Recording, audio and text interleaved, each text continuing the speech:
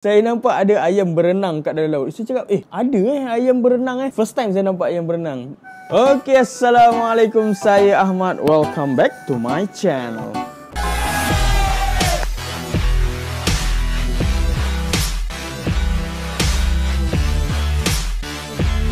Okey, Alhamdulillah, terima kasih diucapkan kepada anda yang masih setia bersama dengan saya. InsyaAllah saya akan sambung cerita daripada buku Ustazah Basikal, buku yang mengisahkan tentang pengembaraan saya berbasikal bersama dengan isteri mengembara ke 14 buah negara, bermula daripada Malaysia, Thailand, Myanmar, India, Nepal, Pakistan, China, Kyrgyzstan, Kazakhstan, Uzbekistan, Afghanistan, Iran, UAE dan Arab Saudi. Dan kami mulakan pengembaraan kami dengan 1,900 sahaja. So insyaAllah, pada siapa yang belum subscribe, please subscribe dan bantu saya untuk sharekan video ini kepada sahabat-sahabat anda. Saya nak bagikan satu e-book percuma kepada anda.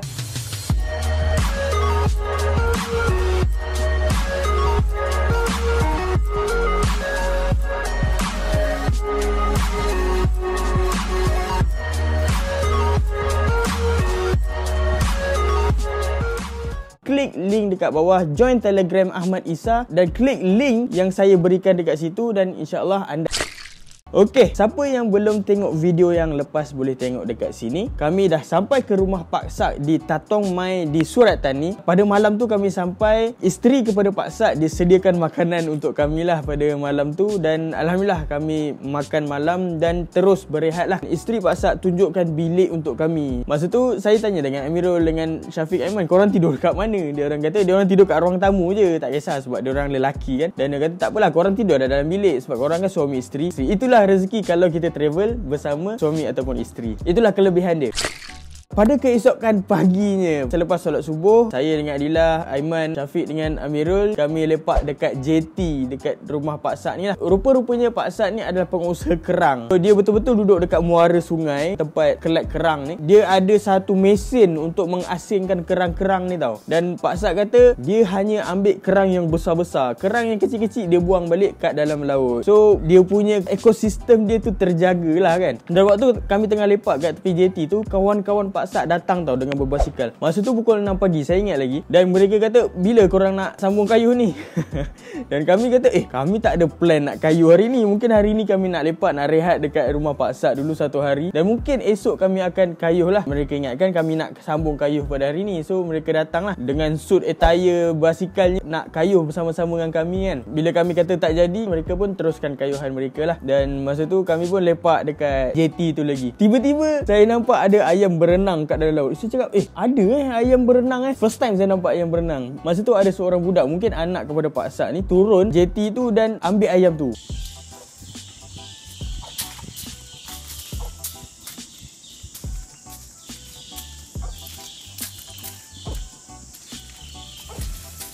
Masa tu saya fikir, bagus budak ni, dia selamatkan ayam tu kan. Dia bawa naik ayam tu. Elok pula ayam tu dia tak lari. Dia pegang ayam tu, dia naik atas JT.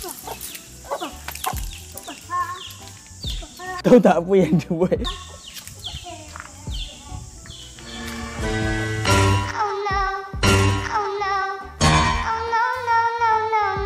Dia campak balik ayam tu kat dalam laut. Aduh. Kita husnuzon lah. Mungkin lah dia nak bagi ayam dia tu sadar, nak bagi independen kan. Dan tengok ayam tu macam seronok je. Dan mungkin dia nak ajar ayam dia berenang. Wallahualam. Dan masa tu Pak Sak kata dia ada satu program dekat masjid dengan kanak-kanak lah. Dia ajak saya dengan Amirul, dengan semualah untuk pergi ke masjid tu. Dan masa tu yang bersetuju hanyalah Amirul, saya dengan Adilah untuk nak pergi. Sebab Syafiq dengan Aiman dia tengah nak packing untuk nak teruskan perjalanan pada hari ni lah. Mereka nak pergi ke Ranong, Segenting Kra. Mereka ni dah 2 hari dah duduk dekat rumah Pak Sak ni. Yang kami ni baru je sampai kan. So mereka nak gerak belah petang. Kami pun naiklah motor Pak Sak ni pergi ke masjid. Masa tu budak-budak memang ramai lah. Mereka ni macam program cuti sekolah lah. Masa tu Amirul pun rakam momen tu.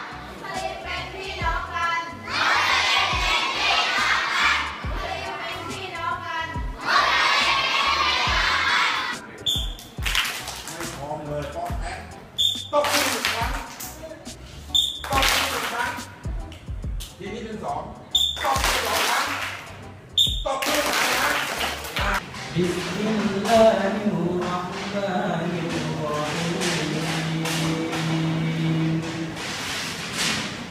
Inna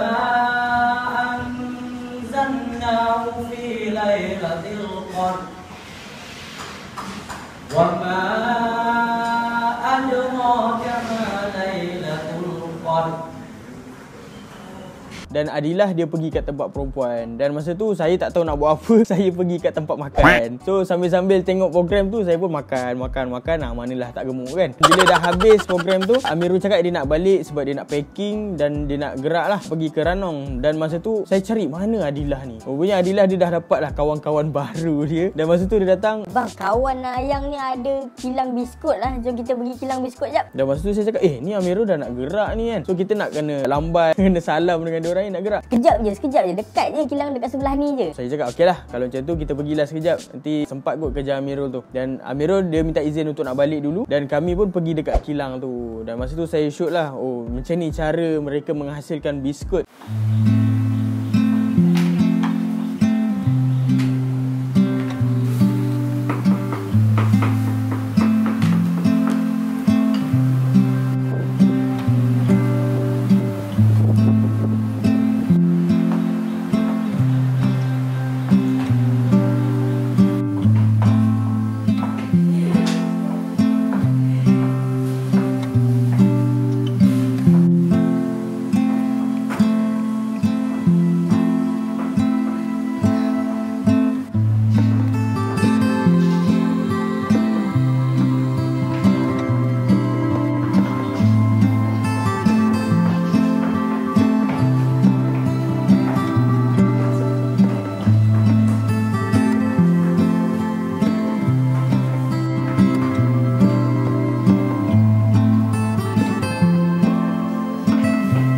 Dan dia bagi kami rasa sampel. Memang kenyang dengan biskut je masa tu kan. Bila dah settle semua, kami pun balik ke rumah Pak Sak untuk say goodbye kepada Amirul and the gang lah. Dan masa tu mereka pun dah bersiap. Kami bersalaman dan Amirul dia panggil taksi kot untuk bawa sampai ke Ranong. Dan kami stay lagi satu hari dan kami bermalam lagi satu hari dekat rumah Pak Sak ni. Malam tu Pak Sak dia ajak kami pergi satu majlis. Masa tu kami pergi dengan Pak Sak, isteri dia dengan anak dia. Saya tak tahu majlis apa, saya terlupa majlis apa. Satu mungkin majlis Maulidur Rasul. Suasana dia tu dia macam satu event lah. Dan ada jualan-jualan makanan dan semua halal lah. Ada nasyid, ada persembahan yang Islamik lah. So saya boleh simpulkan sebenarnya dekat Thailand ni pun ada banyak majlis-majlis yang Islamik lah. Maksudnya yang berilmiah lah. Kalau dekat Malaysia ni popular lah. Kalau kita sebut je Thailand, orang duk fikir benda-benda yang tak best kan. Sebenarnya dekat Thailand ni ada juga majlis-majlis ilmu. Tinggalkan kita cari tak cari je. Kita jumpa ataupun tak jumpa je. Dan masa tu alhamdulillah kami pun berkenalan dengan orang-orang Islam yang berada dekat Tatong Mai ni. Dan alhamdulillah mereka sangat meraihkan kami lah. Pak Sak ni dia tak fasih sangat nak bercakap bahasa Inggeris. Masa tu kami banyak bersembang dengan anak dia lah, boleh cakap bahasa Inggeris. Dan masa tu anak dia tanya, esok kami nak kayuh sambung ke mana? Dan masa tu saya cakap, InsyaAllah esok kami akan ke Chaya. Daripada Surat Tani ke Chaya tu tak jauh, dalam 40 km macam tu lah. Dan masa tu Pak Sak kata dia pun nak ikut, dia nak escort kami sampai ke Chaya. Saya cakap jauh tu 40 km kan. Dan dia kata tak apa, jangan risau. Sebab dia kayuh sampai sana. Bila sampai sana dia akan telefon lah anak dia untuk datang ambil pick up dia kan. So saya cakap okey lah kalau macam tu. Kami pun balik ke rumah Pak Sak.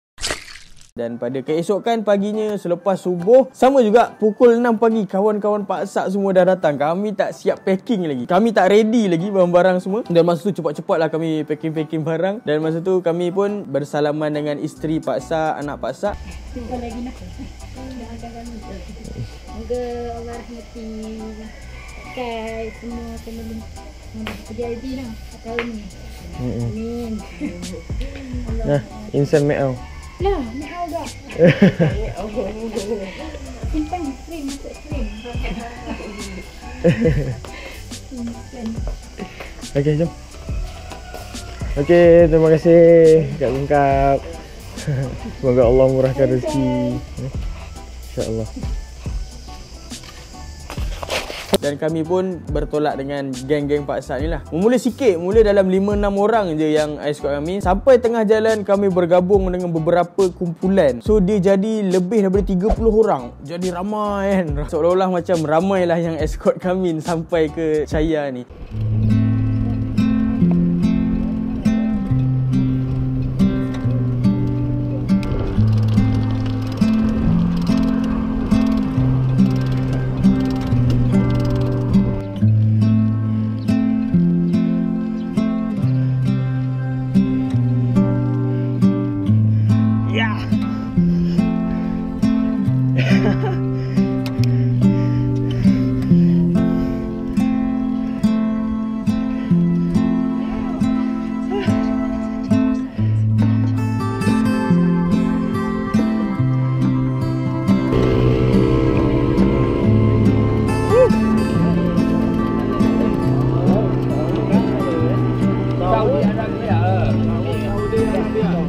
Ya.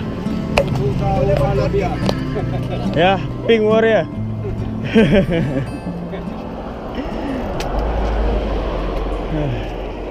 Ramai.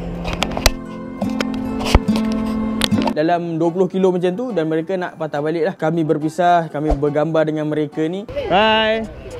Hai, Assalamualaikum.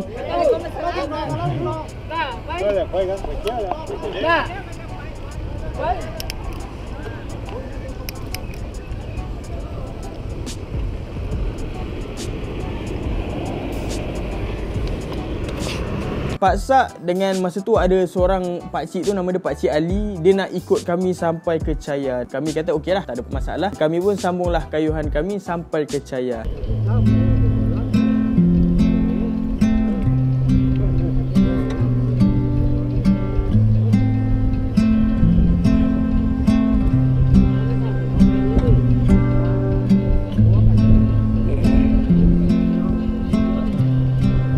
Sampai ke Chaya tu, Pak Sak ajak kami minum dan makan dulu sebelum mereka ni balik lah. Masa tu barulah saya tahu yang sebenarnya Pakcik Ali tu adalah Datuk Bandar dekat situ. Dia bukan calang-calang orang lah. Bila dah habis makan, kami bersalaman dan Pak Sak pun balik. Dan kami pun pergi ke masjid yang berdekatan dekat Pekan Chaya tu lah. Kami pun masuk sebelum waktu Zuhur. Kami nak rehat untuk kami kailullah, nak tidur sekejap sebelum waktu Zuhur. Dan bila sampai waktu Zuhur, kami dengar azan tau. Tapi bukan azan daripada masjid ni. Azan ni daripada masjid lain. Saya duk fikir, tak ada orang ke yang datang untuk nak azan? Takkanlah saya pula yang nak azan dekat masjid ni kan? Kita Swiss pun tak tahu kat mana kan? So saya tunggulah. Dan apa yang pelik masjid ni dia terbuka tau. Pintu dia, tingkap dia semua terbuka dan tak ada orang yang datang. Dan yang peliknya, ada satu sejadah yang dibentangkan kat tengah-tengah masjid tu.